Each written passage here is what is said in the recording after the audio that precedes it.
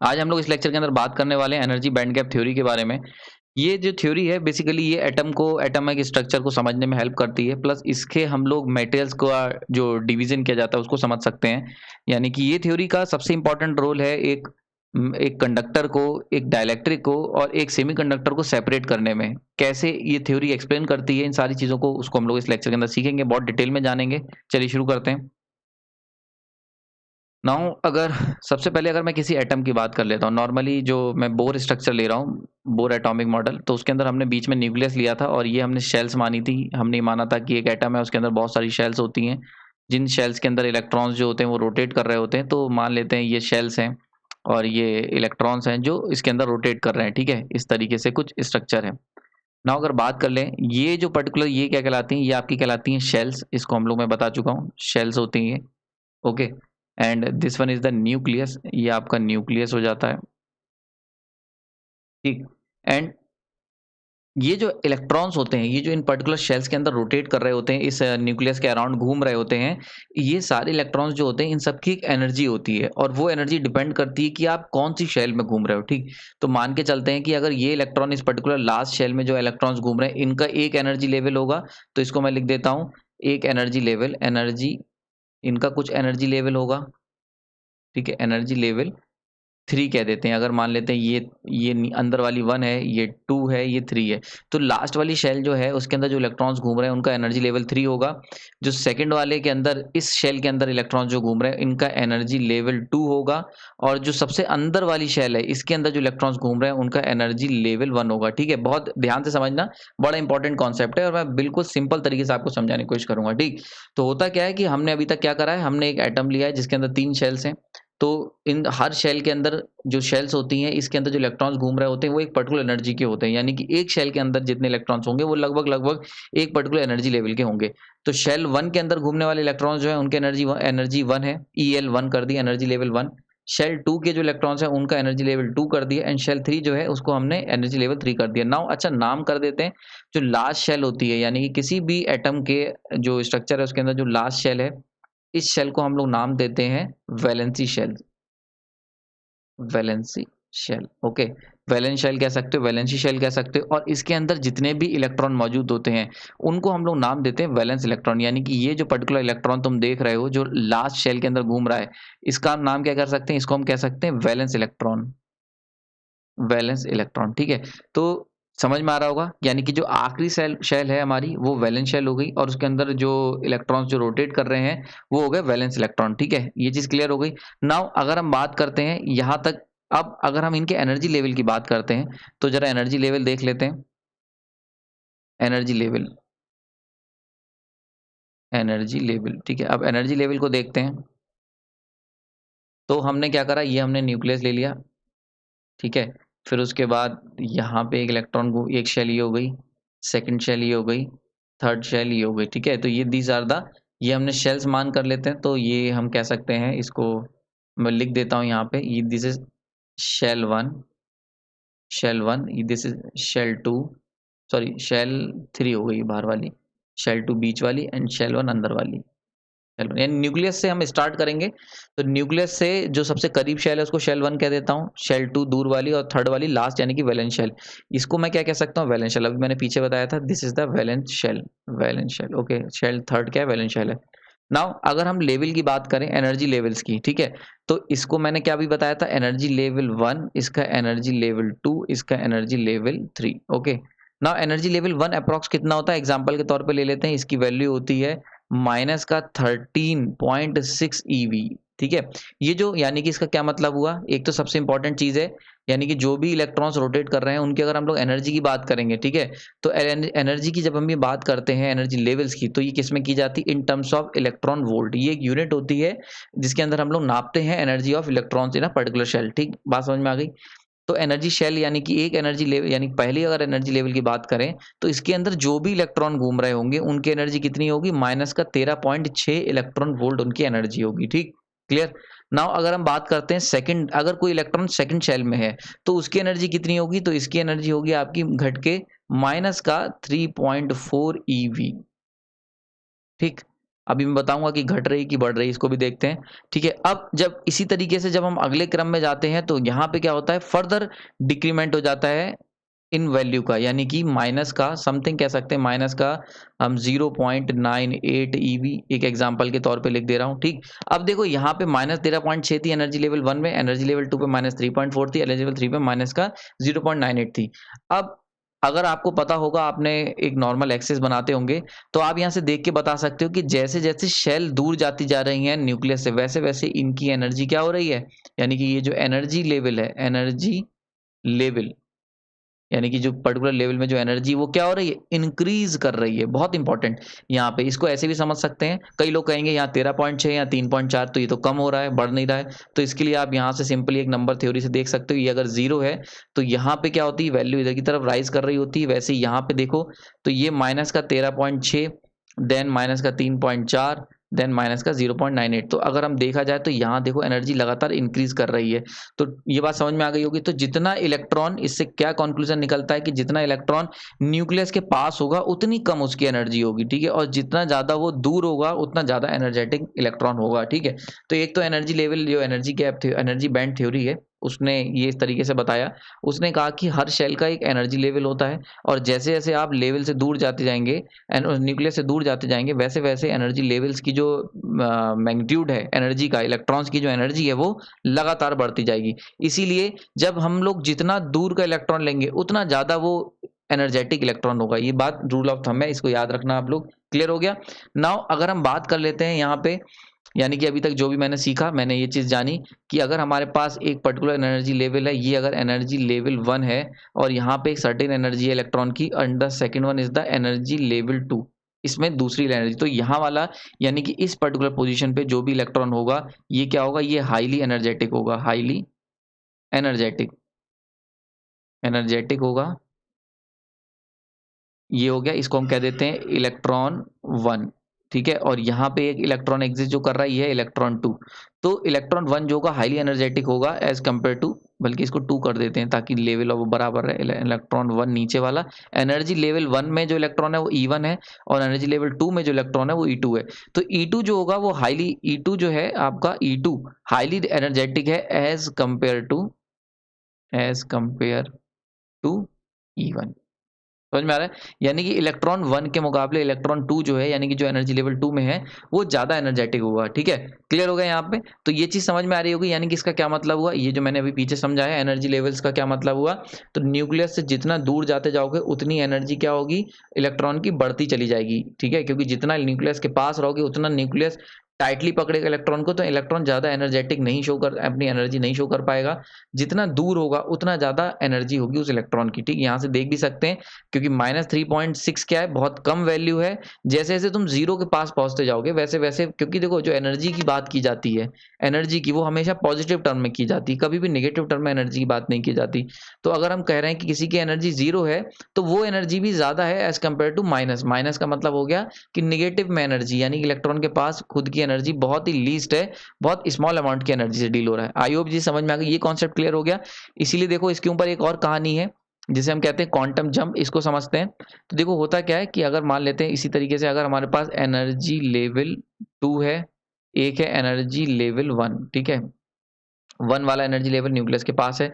तो मान के चलते हैं अगर मेरे पास कोई इलेक्ट्रॉन है जो एनर्जी लेवल 1 में रोटेट कर रहा है। नाउ अगर मैं क्या करता हूं, यहां से अगर मैं एक इलेक्ट्रॉन को जंप करवाता हूं एनर्जी लेवल 2 पे, यहाँ पे एनर्जी लेवल 2 पे जंप कराता हूँ, तो ऐसा करने के लिए मुझे एक एक्स्ट्रा एनर्जी की जरूरत पड़ेगी, ये बाहर से एक एक्स्ट्रा एनर्जी देनी पड़ेगी। और वो जो एनर्जी होगी वो इक्वल टू कितनी होगी, वो होगी आपकी EL, energy level 2 minus energy level 1, यानी कि एनर्जी लेवल 2 और -1, यानी कि इनके बीच का जो डिफरेंस, यानी कि दोनों शेल्स का जो डिफरेंस होगा एनर्जी का, उतनी एनर्जी तुम्हें बाहर से देनी पड़ेगी। और इसको हम लोग नापते हैं, इसका जो फॉर्मूला होता है वो होता है एच न्यू। ठीक है, जहां पे एच क्या होता है, एच होता है आपका प्लैंक्स कांस्टेंट, प्लैंक्स कांस्टेंट। ठीक है, और न्यू क्या होता है, ये होती है तुम्हारी फ्रिक्वेंसी। ओके, तो आई होप समझ में आ गया होगा। तो इसीलिए देखो क्या होता है, जब भी आप इलेक्ट्रॉन को जंप करवाते हो एनर्जी 1 लेवल, मतलब एक शेल से दूसरे शेल में, तो अगर आप लोग न्यूक्लियस से दूर जा रहे हो तो तुम्हें एक्स्ट्रा एनर्जी देनी पड़ेगी, क्योंकि क्या होता है, एक रूल ऑफ थंब है कि एनर्जी लेवल की जो एनर्जी है, यानी कि EL1 की जो एनर्जी है, सारे इलेक्ट्रॉन उस शेल के अंदर वही होंगे जो उस एनर्जी पे होंगे। अगर उनकी इलेक्ट्रॉन की एनर्जी बढ़ गई तो वो दूसरी एनर्जी शेल में जम कर जाएंगे। ये बेसिकली आपने फिजिक्स में पढ़ा होगा, ये जस्ट मैंने आपको एक हल्का सा एक रिवाइज करा दिया। लेकिन क्या होता है, क्योंकि जब इलेक्ट्रॉन को आपने बाहर से एनर्जी दी, वो एक्साइट हो गया और एक्साइट होकर जम कर गया EL2 में, लेकिन वहां ज्यादा, क्योंकि ये जो स्टेट है ये उसकी एक्साइटेड स्टेट है, तो एक्साइटेड स्टेट बहुत देर तक नहीं ठहरती है और वापस से वो अपनी शेल में रिटर्न कर जाता है इस तरीके से।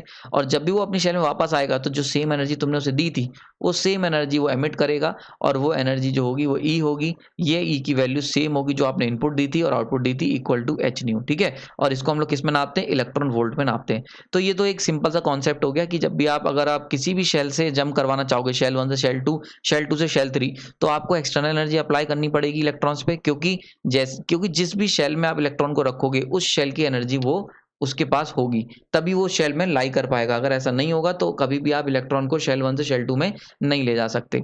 आई होप ये चीज समझ में आ गई होगी। ठीक है, तो ये चीज क्लियर हो गई यहाँ पे।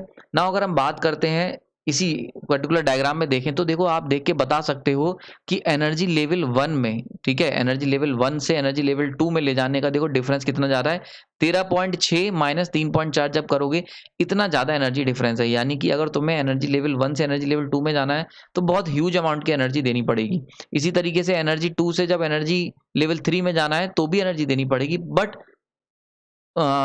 E1 E2 के कंपैरिजन में वो कम होगी। ठीक है, बात समझ में आ रही है? इसको समझते हैं जरा, ये जो मैं बात कह रहा हूँ आपको। अगर हम बात करते हैं, हमारे पास ये न्यूक्लियस है, ठीक है, ये है हमारे पास energy level 1, this one is your energy level 2 and this one is your energy level 3। Okay, तो देखो इसकी एनर्जी यहाँ पे अगर आपको इलेक्ट्रॉन को यहाँ से एनर्जी 1 से एनर्जी 2 पे जंप कराना है तो बहुत ही ज्यादा अमाउंट की एनर्जी आपको एक्सटर्नली सप्लाई करनी पड़ेगी, क्योंकि बहुत ज्यादा डिफरेंस है। जबकि अगर EL2 से EL3 पे जंप कराना है तो आपको एनर्जी कम सप्लाई करनी पड़ेगी, देनी पड़ेगी पर कम एनर्जी देनी पड़ेगी। ठीक है, तो इससे एक बात और साफ हो जाती है कि अगर हम बात करते हैं किसी भी एटम की, ठीक है, और उसके अंदर फ्लो होने वाले, रोटेट होने वाले या रिवॉल्व होने वाले इलेक्ट्रॉन्स की अगर हम बात करते हैं, तो जितने आउटर शेल का इलेक्ट्रॉन होगा उतना ही कम एनर्जी में उसको जंप कराना आसान होगा। ठीक है, तो यानी कि आउटर शेल के जो इलेक्ट्रॉन्स होते हैं उनको इजी टू जंप, यानी कि उनको जंप कराना आसान है। यानी कि अगर हम इनर शेल के इलेक्ट्रॉन्स को पकड़ते हैं तो उनको जब हम लोग जंप कराने की कोशिश करेंगे तो बहुत ज्यादा एनर्जी देनी पड़ जाएगी। लेकिन अगर आउटर शेल के इलेक्ट्रॉन्स हैं, यानी जितना दूर की शेल होगी उतनी कम एनर्जी में हमारा काम हो जाएगा। बात समझ में आ रही है? तो इसीलिए हम लोग के लिए यहाँ से, क्योंकि आउटर शेल इलेक्ट्रॉन होगा तो उसको जंप कराना आसान होगा, इसलिए यहाँ से कॉन्सेप्ट आता है वैलेंस शेल का, वैलेंसी शेल।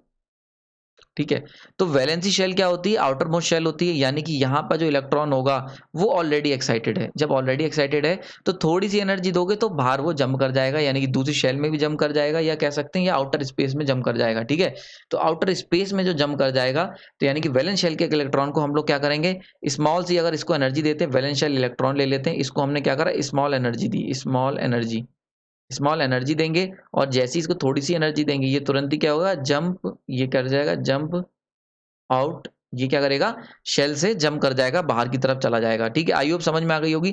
तो यहां से मैंने पूरी पिक्चर आपको क्लियर करी है। अभी तक मैंने आपको समझाया कि वैलेंस शेल की क्या इंपॉर्टेंस है, हम लोग क्यों वैलेंस शेल को इतना इंपॉर्टेंट मानते हैं। तो रीजन, एक लाइन का आंसर केवल इतना सा है कि जो शेल जितने करीब होगी न्यूक्लियस के उतनी ज्यादा एनर्जी आपको देनी पड़ेगी वहां से इलेक्ट्रॉन को इजेक्ट करने के लिए।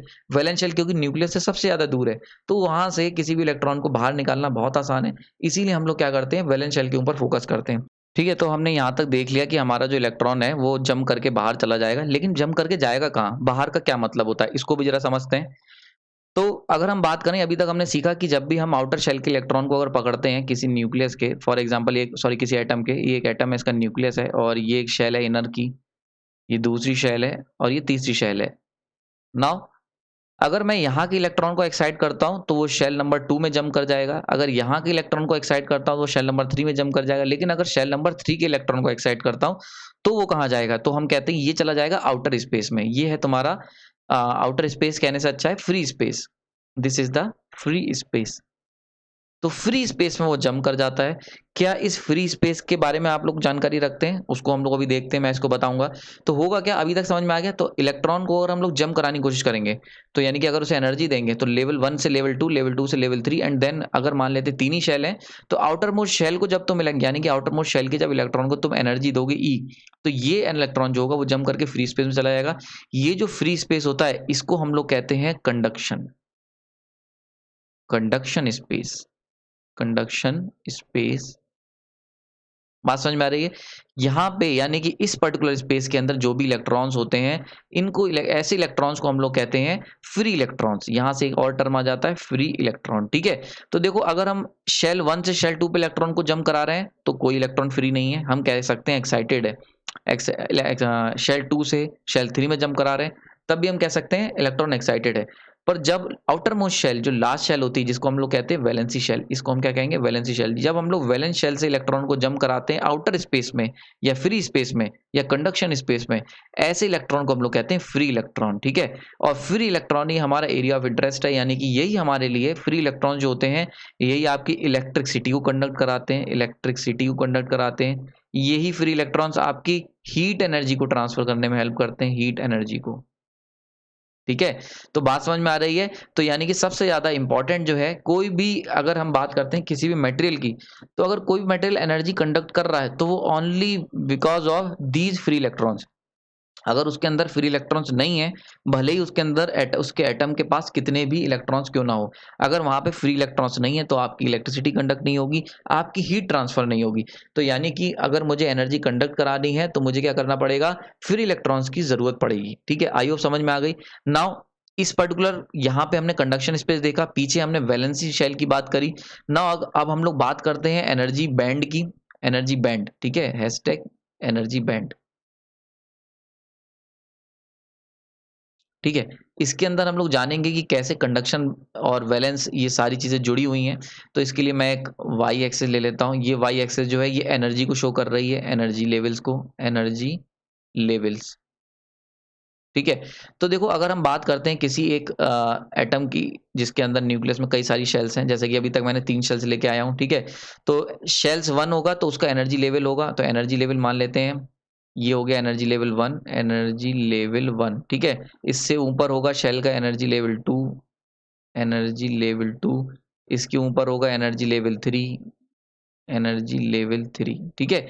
एंड देन फाइनली जो फ्री स्पेस की हम लोग बात करते हैं उसको मैं कहता हूं, ये हो गया वो फ्री स्पेस, फ्री स्पेस 1। ऐसे ही क्या होगा, एक और फ्री स्पेस होगा थोड़ा दूर पे, वो होगा फ्री स्पेस 2, ठीक है। बात समझ में आ रही है? तो अब जरा इसको जरा समझते हैं ये क्या क्या है, ये जो मैंने लिख दिए हैं। तो जो एनर्जी लेवल्स 1, ये जो एनर्जी लेवल्स होते हैं इनके अंदर इलेक्ट्रॉन्स भरे पड़े होते हैं। यहाँ पे इलेक्ट्रॉन्स होंगे, इसमें भी इलेक्ट्रॉन्स होंगे, इसमें भी इलेक्ट्रॉन्स होंगे। देखो अब इसको जरा समझ लो, band these are called bands, इनको हम लोग कहते हैं बैंड। तो बैंड क्यों कह रहे हैं, तो देखो हो क्या रहा है इसको पूरा समझ लो। ये अगर न्यूक्लियस है, अगर मैं बात करता हूँ एनर्जी लेवल 1 की यानी कि फर्स्ट शेल की, तो इसके अंदर मान लेते हैं 8 2 इलेक्ट्रॉन्स हैं। तो ये दोनों इलेक्ट्रॉन्स जो होंगे इनकी सर्टेन एनर्जी होगी। तो इन दोनों इलेक्ट्रॉन्स के लिए मैंने एक सर्टेन एनर्जी बैंड को यूज करा। ये एनर्जी बैंड जो है, ये पर्टिकुलर एनर्जी बैंड EL1, ये रिप्रेजेंट कर रहा है किसे, ये कर रहा है शेल 1 के इलेक्ट्रॉन्स को, शेल 1 के इलेक्ट्रॉन्स को, ठीक है। ऐसे ही एनर्जी लेवल 2 है, एनर्जी लेवल ये जो ये सेकंड बैंड जो है ये रिप्रेजेंट कर रहा है, ये है बैंड ऑफ शेल 2 इलेक्ट्रॉन्स। बात समझ में आ रही है? इस जैसे ये है, ये भी एक क्या है, बैंड है। बैंड का मतलब क्या होता है, एक सर्टेन हमने स्पेस दे दिया, जैसे होता है ना स्पेक्ट्रम, जैसे हम लोग बात करते हैं कि 4G स्पेक्ट्रम, 5G स्पेक्ट्रम, उसी तरीके से हम लोग बैंड की बात करते हैं। जब एनर्जी बैंड थ्योरी की बात करते हैं तो ये माना जाता है कि उस शेल्स के अंदर जो इलेक्ट्रॉन्स हैं उनकी सर्टेन एनर्जी होगी, जब हम उन्हें एनर्जी लेवल्स होंगे और जब उन्हें कंबाइन कर देंगे तो एक बैंड बन जाता है। तो अगर हम लोग एनर्जी लेवल 1 की अगर बात करते हैं, यानी शेल 1 के जितने भी इलेक्ट्रॉन्स हैं जब उन्हें कंबाइन करेंगे तो एक एनर्जी बैंड 1 बन जाएगा, ठीक है। इसी तरीके से बैंड 2 बन जाएगा, इसी तरीके से बैंड 3 बन जाएगा। This is the this is the energy band of, this is a band of shell 3 electron, shell 3 electrons, ठीक है। ये बात समझ में आ गई। नाउ यानी कि ये हो गया शेल 1 का, ये हो गया शेल 2 का, and this one is the shell 3 के इलेक्ट्रॉन्स, ठीक है। ये शेल 3 के इलेक्ट्रॉन्स हो गए। अब इसके बाहर आउटर स्पेस है, तो क्या आउटर स्पेस कोई बैंड एग्जिस्ट करता है, तो यस, आउटर स्पेस में भी बैंड एग्जिस्ट करते हैं। यानी कि आउटर स्पेस में भी जैसे एक थोड़ी सी दूर 1 मीटर की डिस्टेंस एग्जांपल के तौर पे बता रहा हूँ, थोड़ा सा और दूर वाली डिस्टेंस हो गई, थोड़ा सा और दूर वाली डिस्टेंस हो गई। तो इसी तरीके से जैसे ये मैंने बनाया, ये क्या है, free space, this is free space, पास वाला फ्री स्पेस, दूर वाला फ्री स्पेस और बहुत दूर वाला फ्री स्पेस। तो इसी तरीके से क्या होगा, free space 1, free space 2, free space 3, ऐसे करके बहुत सारे लेवल्स बना सकते हैं हम लोग। क्लियर हो रहा है? ये जो नीचे वाले हैं, this is what we called, ये जो तुम्हारे हैं, ये जो पर्टिकुलर रिप्रेजेंट कर रहे हैं, ये लो एनर्जी बैंड्स हैं, लो एनर्जी बैंड्स हैं, यानी कि जब इलेक्ट्रॉन की एनर्जी कम होगी तो इन किसी बैंड में पाया जाएगा, लो एनर्जी बैंड। ठीक है, और ये जो फ्री स्पेस वाले बैंड है, this is what we called high energy band, ये तुम्हारे हाई एनर्जी बैंड है, हाई एनर्जी बैंड। क्लियर हो गया? बात समझ में आ रही है? तो देखो, ऐसा नहीं है कि तुमने इलेक्ट्रॉन को निकाला और वो कहीं पे भी चला गया, नहीं, हमने क्या कर रखा है, रोज बना रखी हैं कि पास वाले फ्री स्पेस में गया है तो फ्री स्पेस 1 वाले बैंड में एग्जिस्ट करेगा, अगर थर्ड शेल से इलेक्ट्रॉन निकल के दूर वाले फ्री स्पेस में गया है तो फ्री स्पेस 2 में एग्जिस्ट करेगा, अगर मान लेते हैं इलेक्ट्रॉन शेल 3 से निकल के बहुत दूर वाले स्पेस शेल में गया है तो वो क्या करेगा, वो एग्जिस्ट करेगा आपके फ्री स्पेस बैंड 3 में। ठीक है, तो फ्री स्पेस बैंड 3 में एग्जिस्ट करेगा। क्लियर हो गया? यहाँ पे आई होप जितनी समझ में आ गई होगी। इसको मैं बना देता हूँ free space band 3, this is free space third band group. ठीक है, बात समझ में आ गई यहाँ पे। नाउ जहां पे आउटर मोस्ट शेल होती है और जहां पे फ्री स्पेस होता है, पहला फ्री स्पेस, यानी कि ये वाली बात कर रहा हूं, अगर ये हमारे पास एटम का स्ट्रक्चर है and this is the free space, तो फ्री स्पेस यानी कि जस्ट सबसे पास वाले फ्री स्पेस और सबसे आखिरी शेल यानी कि शेल 3, इनके बीच में जो एक लेवल लाया करता है, एक लाइन हम लोग लेवल कह देते हैं, इसका बड़ा इंपॉर्टेंस है। ये आपका आता है फर्मी लेवल, फर्मी लेवल। अगर आप ये लेक्चर देख रहे हो, एक-एक चीज़ आपको क्रिस्टल क्लियर हो जाएगी, कभी कोई डाउट नहीं आएगा। मैं हर चीज़ आपको बड़ा डिटेल में समझा रहा हूँ, इसको ध्यान से देखते रहना, ठीक है? तो यानी कि अगर हम बात करते हैं एक एटम की, अगर एटम एटम की आउटर मोस्ट शेल, ठीक है? और ये फ्री स्पेस यानी कि सबसे करीब वाला फ्री स्पेस तो वैसे सब कुछ है, लेकिन हम लोग रैंडम फ्री स्पेस की बात नहीं करते हैं, हमेशा याद रखना। यानी कि मैंने क्या कहा, पास वाला फ्री स्पेस एक सर्टेन एनर्जी का, दूर वाला फ्री स्पेस सर्टेन एनर्जी का, एंड देन बहुत दूर वाला फ्री स्पेस। तो ऐसा नहीं है कि आपने क्या करा, इलेक्ट्रॉन को एनर्जी दी और शेल से लुढ़का के ऐसे ही गिरा दिया, नहीं नहीं, ऐसा नहीं होता है, वो हमेशा किसी एक पर्टिकुलर फ्री स्पेस में ही एग्जिस्ट करेगा। ठीक है, तो बात ये होती है कि अगर हम बात करते हैं शेल की, तो लास्ट वाली शेल और सबसे करीब वाले फ्री स्पेस, इनके बीच की जो एक, इनके बीच में एक लेवल होता है और वो होता है आपका Fermi level, one of the most important topic. इसके ऊपर मैं सेपरेट लेक्चर बना के समझाऊंगा। फर्मी लेवल की बड़ी इंपॉर्टेंस है। ठीक है, बात समझ में आ गई? नाउ ये होता है फर्मी लेवल। अब हम बात करते हैं, ठीक, फर्मी लेवल से क्या असर पड़ता है। तो देखो, फर्मी लेवल के जो सबसे करीब के बैंड्स होते हैं, फ्री स्पेस का जो फर्मी लेवल के सबसे करीब वाला जो फ्री स्पेस बैंड होता है, इसको हम कह देते हैं कंडक्शन बैंड। कंडक्शन बैंड बहुत इंपॉर्टेंट, यानी कि फर्मी लेवल के सबसे करीब वाला आउटर स्पेस जो होगा उसको हम लोग कहेंगे कंडक्शन बैंड, और फर्मी लेवल के सबसे करीब वाला जो एनर्जी लेवल होगा यानी कि बैंड ऑफ शेल होगा, उसे हम कहेंगे वैलेंसी बैंड। तो this is what we call, this is, ये है आपका वैलेंसी बैंड। बात समझ में आ रही है? आई होप चीज क्लियर हो रही होगी। तो ये जो वैलेंसी बैंड अगर आपसे कहा जाए, देखो एनर्जी लेवल 1 है, band of energy, band of shell 2 है, एनर्जी बैंड ऑफ शेल 3 है, एनर्जी बैंड ऑफ शेल 1 है। इसी तरीके से फ्री स्पेस बैंड 1 है, फ्री स्पेस बैंड 2 है, फ्री स्पेस बैंड 3 है। लेकिन कंडक्शन बैंड और वैलेंस बैंड कौन से हैं? तो फर्मी लेवल ये डिसाइड करता है कि कौन सा वैलेंसी बैंड होगा और कौन सा कंडक्शन बैंड होगा। यानी कि फर्मी लेवल के आसपास, यानी कि फर्मी लेवल से सबसे करीब वाला फ्री स्पेस को हम लोग कंडक्शन बैंड कहेंगे, और फर्मी लेवल के सबसे करीब वाले वैलेंस जो एनर्जी शेल बैंड है, उसे हम लोग क्या कहेंगे, उसे हम लोग कहेंगे वैलेंस बैंड। आई होप ये समझ में आ रही होगी, ये चीज क्लियर हो गई होगी। एक और खास बात बड़ी ध्यान देने वाली है, इसी एनर्जी थ्योरी बताती है कि ये जो हाई एनर्जी बैंड्स होते हैं, यानी कि फर्मी लेवल के ऊपर वाले जो बैंड्स होते हैं, ये जनरली ये क्या होते हैं, ये आपके एम्प्टी बैंड्स होते हैं, एम्प्टी यानी कि खाली होंगे, इनके अंदर किसी भी तरीके का इलेक्ट्रॉन नॉर्मली एग्जिस्ट नहीं करता है। तो ये क्या होते हैं, अनफिल्ड बैंड होते हैं, एम्प्टी बैंड कह सकते हो, या फिर हम इसको एक और नाम दे सकते हैं, और वो नाम है हमारा अनफिल्ड बैंड, और अनफिल्ड यानी कि बिना फिल करे हुए अनफिल्ड बैंड्स। ठीक है, जबकि जो नीचे वाले होते हैं लो एनर्जी बैंड्स होते हैं, ठीक है, ये सारे के सारे क्या होते हैं आपके, अगर हम इनकी बात करें तो ये सारे के सारे आपके होते हैं फिल्ड बैंड्स, फिल्ड बैंड्स। यानी कि इनके अंदर इलेक्ट्रॉन से ये भरे होते हैं। ठीक, तो फर्मी लेवल्स के नीचे, फर्मी लेवल आपको बता दिया मैंने, अभी आने वाले समय में बताऊंगा फर्मी लेवल क्या होता है। तो जो फ्री स्पेस के बैंड होते हैं, यानी कि जितने भी फ्री स्पेस वाले मैंने बैंड बताए हैं, ये सारे के सारे एम्प्टी होते हैं और अनफिल्ड बैंड्स होते हैं। जबकि जो आपके शेल्स वाले बैंड होते हैं, एनर्जी लेवल 1 का बैंड, एनर्जी लेवल 2 का बैंड, एनर्जी लेवल 3 के बैंड्स, यानी कि शेल्स के जो बैंड होते हैं, ये सारे के सारे आपके क्या होते हैं, फिल्ड बैंड्स होते हैं, यानी कि ये कंप्लीटली फिल होते हैं। आई होप ये समझ में आ गई होगी, यहां तक कोई डाउट नहीं होना चाहिए। ठीक है, अब हम बात करते हैं, ये मैंने बताई दिया आपको। तो देखो वैलेंसी बैंड, और अब हम बात करेंगे फर्मी लेवल्स के आसपास की बैंड की। ठीक, यानी कि आप जो बुक्स में ये डायग्राम देखते आते हो ना, इस तरीके से एक डायग्राम बना होता है। तो ये आपका यहाँ पे एग्जिस्ट करता है कंडक्शन बैंड, यहाँ पे एग्जिस्ट करता है वैलेंसी बैंड। ठीक है, आप सोचते हो केवल दो ही बैंड हैं एक एनर्जी थ्योरी में, एनर्जी बैंड थ्योरी में। ऐसा नहीं है, नीचे भी बहुत सारे बैंड हैं और ऊपर भी बहुत सारे बैंड हैं। लेकिन होता क्या है, हम लोग के लिए सबसे ज्यादा इंपॉर्टेंस होती है फर्मी लेवल की। This is what we called Fermi level. तो हमारे लिए फर्मी लेवल की बड़ी इंपॉर्टेंस है, और फर्मी लेवल की इंपॉर्टेंस है क्योंकि उसके आसपास वाले बैंड में ही इलेक्ट्रॉन की जंपिंग होती है। ठीक है, तो समझ में आ गया। तो क्योंकि फर्मी लेवल हमारे लिए बहुत इंपॉर्टेंट है, इसीलिए हम लोग केवल उसके जस्ट पास वाला फ्री स्पेस यानी कि कंडक्शन बैंड को लेते हैं, और जस्ट पास वाला शेल यानी कि वैलेंसी बैंड की बात करते हैं। तो इन दो के बैंड की हम लोग बात करेंगे, यानी कि अब आने वाले लेक्चर्स के अंदर मैं केवल यही दो बैंड बनाऊंगा, ऊपर और नीचे के बैंड को हम लोग इग्नोर कर देंगे, और पूरा का पूरा हमारा जो ध्यान होगा वो यहाँ पे होगा। ठीक है, तो वैलेंसी बैंड क्या होगा? वैलेंसी बैंड अगर मैं बात करूं तो ये वो स्पेस होता है जहां पे वैलेंस इलेक्ट्रॉन पाए जाते हैं, वैलेंस इलेक्ट्रॉन पाए जाते हैं। जबकि कंडक्शन बैंड की बात करूं, ये क्या होता है, ये आपका फ्री स्पेस होता है। This is what we called free space where, जहां पे फ्री इलेक्ट्रॉन्स रोम, यानी कि यहाँ पे इलेक्ट्रॉन जो होते हैं वो टहलते हैं, घूमते हैं, दौड़ते हैं, भागते हैं, कुछ भी कह सकते हो। ठीक है, और दूसरी सबसे खास बात क्या होती है, यहाँ के जो इलेक्ट्रॉन्स होंगे ये डजंट बहुत important, doesn't participate in conduction process, यानी कि ये कहीं भी प्रोसेस में पार्टिसिपेट नहीं करते इन कंडक्शन प्रोसेस।